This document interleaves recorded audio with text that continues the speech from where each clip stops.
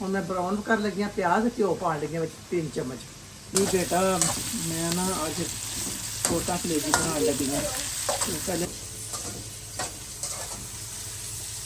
प्याज ब्राउन कर लगी हूँ। पहले प्याज ब्राउन हो जाए तो फिर पाऊँगा।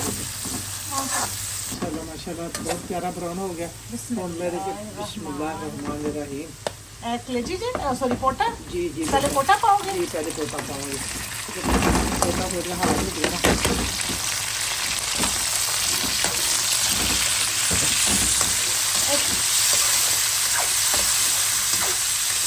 पहले पोटा ना फ्राई कर लवा।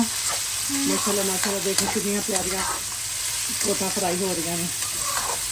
इतने यह जिहा दही मिलता जी यूएई च। माशाल्लाह कितने का पाओगे अम्मी?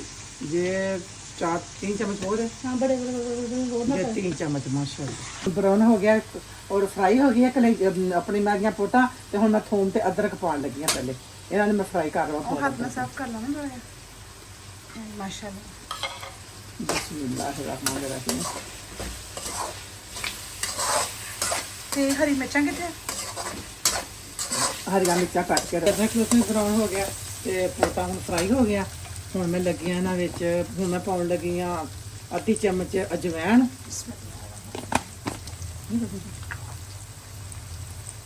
पाउण लगी 1 चम्मच बिस्मिल्लाह दी बरकत। हुण मैं रेड चिली कुटी हुई पान लगी 2 चम्मच। करश पाउडर है बिस्मिल्लाह दी बरकत। हुण मैं सुक्का धनिया पीसा होया पान लगी हां। अल्लाह दी बरकत। हुण मैं सबूता जीरा पान लगी हां, गरम मसाला। माशाल्लाह हरी मिर्चा पान लगी जी बिस्मिल्लाह दी बरकत। हुण मैं हरियां मिर्चां पान लगी। कितनी कटियां से तुसीं? मैं 5 मिर्चां कटियां हरियां। बिस्मिल्लाह दी बरकत। हुण मैं आधी चम्मच नमक पान लगी विच। हुण मैं टमाटर पान लगी हां। हुण मैं दही पान लगी हां।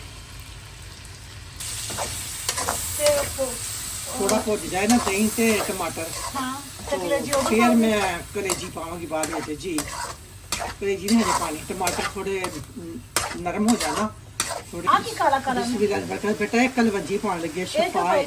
शफा एक कलवंजी है। साडे नबी सल्लल्लाहु अलैहि वसल्लम ने फरमाया हर खाने में हर खाने में कलवंजी पाया करो। कलवंजी शफा कलेजी पान लगी हैं। हुण मैं इन्हों ना फ्राई कर लगी थोड़ा जा मिक्स करके तो फिर मैं इन्हों ना रोटी के दम ते ला दूँगी थोड़ी देर वास्ते 15-20 मिनट वास्ते इन दम ते ला दूँगी इंशाअल्लाह ताला। बड़ी प्यारी कलेजी पोटा तैयार होणगियां। धनिया ते पुदीना पान लगी माशाअल्लाह माशाअल्लाह। कुटिया होया गरम मसाला 1 चम्मच माशाअल्लाह। 4 ग्रीन मिर्चा पा लगी